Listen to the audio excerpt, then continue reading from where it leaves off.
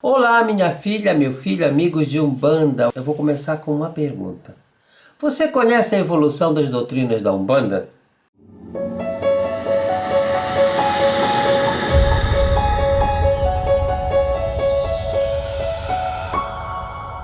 Hoje eu vim aqui para falar um pouco sobre Umbanda, mas de um outro ponto de vista. Em uma conversa em nossa casa, um filho de santo que já tinha passado por outra casa e tinha entrado há pouco tempo para o nosso centro, me perguntou por que eu era do mesmo signo dele, mas o meu preto velho era diferente do preto velho dele. Bem, antes de tudo eu vou te fazer uma pergunta. Você conhece algum amigo conhecido evangélico? Já perguntou a ele que tipo de evangélico ele é? Muitas das vezes ele vai tentar te responder que é da igreja tal. Mas que segmento esta igreja segue? Vamos lembrar que o evangélico é aquele que segue a doutrina do evangelho, livro sagrado. Mas as doutrinas evangélicas podem ser diversas. Por exemplo, a metodista, anglicana, batista, pentecostal, neopentecostal, carismática e outras. Pois bem, visto isto dentro da religião evangélica, voltamos para a Umbanda. Aí eu te faço uma pergunta. Que segmento da Umbanda você segue? Você participa? Os cultos evangélicos são bem definidos, pois seguem um livro sagrado. Já tem sua codificação há milênios. O que muda em suas vertentes é a forma que é interpretada essas escrituras sagradas.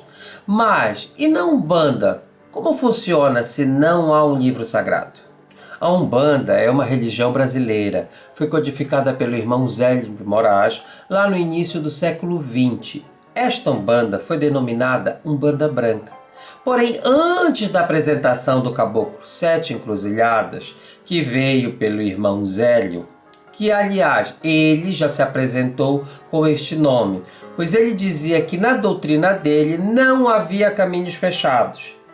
Já existia Umbanda, mas ela não tinha sido codificada e estas entidades se apresentavam nas sessões de mesa branca dentro do kardecismo.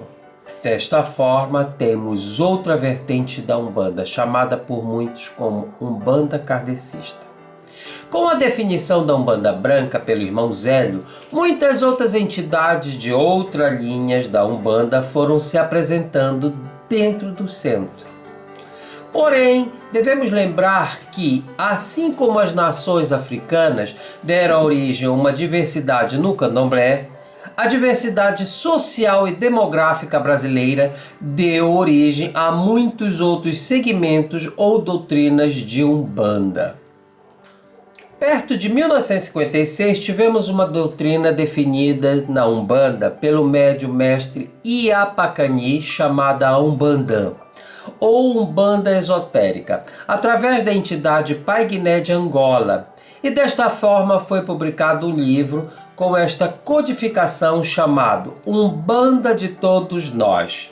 Sua doutrina é fortemente influenciada pela teosofia, astrologia, cabala e baseada no livro esotérico Arquiômetro, com o qual se acredita ser possível conhecer uma linguagem oculta e universal que relaciona os símbolos astrológicos, combinações numerológicas, relações da cabala, uso das cores e relacionar tudo isto com a natureza, o nosso universo.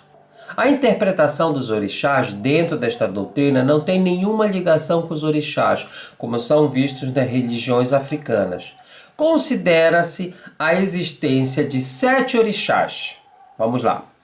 Orixalá, Ogum, Oxóssi, Xangô, Iemanjá, Iori e Orimá, sendo que 2 deles não existem nas tradições africanas, Iori e Iorimá. A roupa branca é a vestimenta usada pelos médiuns durante os encontros e se usa guias feitas de elementos naturais. Um quadro com o rosto de Jesus Cristo, fumo, defumadores, velas, bebidas, cristais e tábuas com pontos riscados nos trabalhos. Porém, os atabaques não são utilizados nas cerimônias.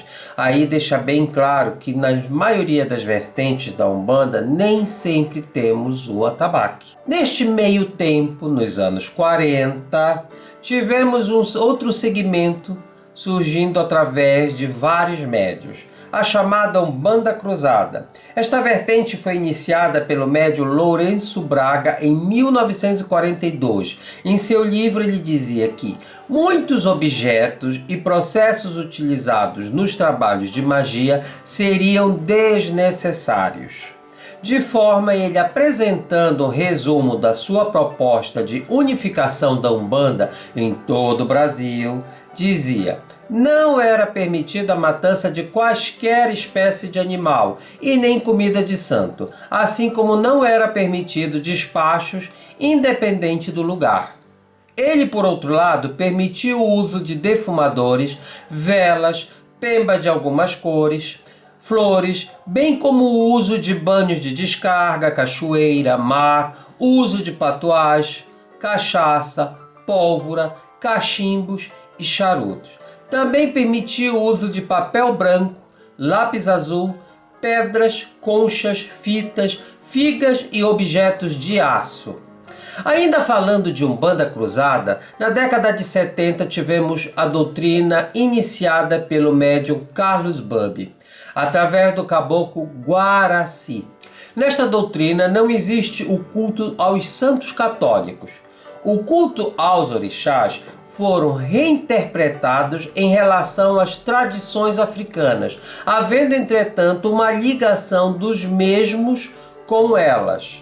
Ele cultua 16 orixás, divididos em 4 grupos relacionados aos 4 elementos e aos 4 pontos cardeais: Fogo, Sul, Elebará, Ogum, Oxumaré, Xangô; Terra, Oeste, Obaluayê, Oxóssi, Ossaê, Obá; Norte, Água, Nanã, Oxum, Iemanjá, Euá; e Leste, Ar, que vem Iansã, Irocô, Ifá e Oxalá.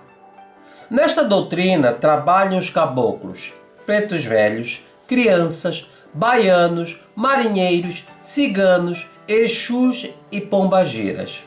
Os médios em seus encontros utilizam roupas coloridas na cor do orixá, utilizam guias, fumo, defumadores, velas e atabaque nos trabalhos, porém não são utilizados imagens e bebidas nas cerimônias. Ainda falando de Umbanda Cruzada, não poderíamos deixar de falar de um dos mais conhecidos autores da Umbanda, o médium Rubens Saraceni, que através da entidade Pai Benedito de Aruanda, nos anos 90 publica uma série de livros e manuais com rituais, banhos, ervas, doutrinas e filosofias da Umbanda Sagrada. Ele colocou nos livros a sua visão da Umbanda e descreveu como achava que deveriam ocorrer os rituais e principais trabalhos da Umbanda baseado nos orixás das religiões africanas. Em 1950, também no Rio de Janeiro, dava início a doutrina Omolocô, também chamada de Umbanda traçada pelo médium Pai Tancredo da Silva Pinto, juntamente com o Pai Caio de Omulu. Nesta vertente, encontra-se um forte sincretismo dos orixás com os santos católicos, sendo que aqueles que estão vinculados às tradições africanas, principalmente as do Omolocô, considera a existência de 9 orixás: Oxalá, Ogum, Oxóssi, Xangô, Obaluayê, Iemanjá, Oxum, Iansã e Nanã. Nesta doutrina são cultuados caboclos, pretos velhos, crianças, baianos e por aí vai.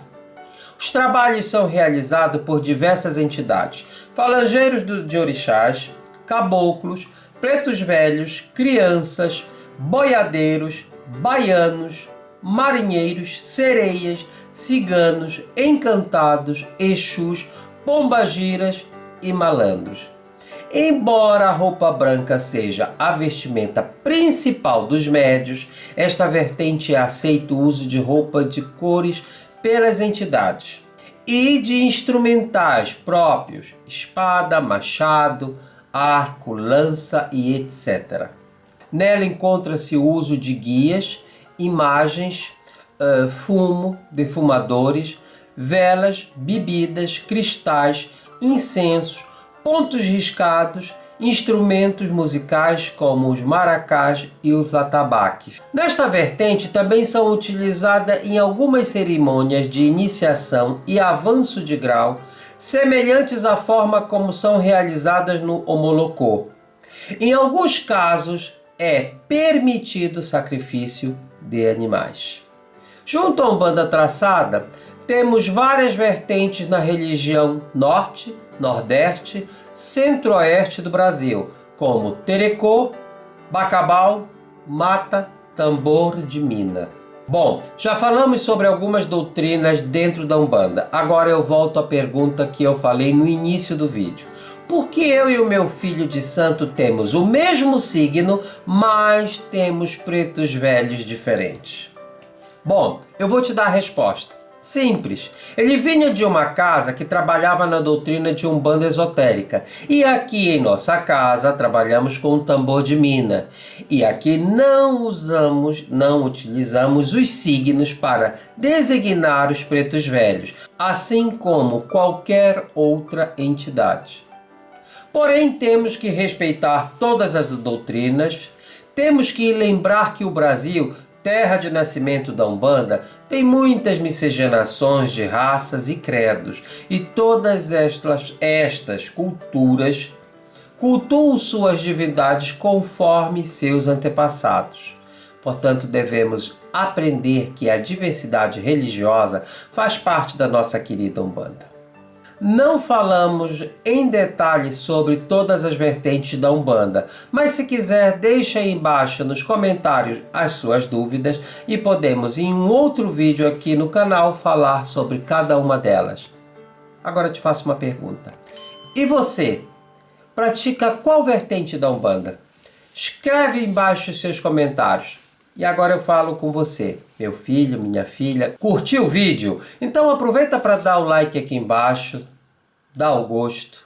Isso é muito importante para o canal crescer. Compartilhe também. Você que está assistindo, ainda não se inscreveu? Se inscreva. Eu só tenho a agradecer. Gratidão, gratidão, gratidão.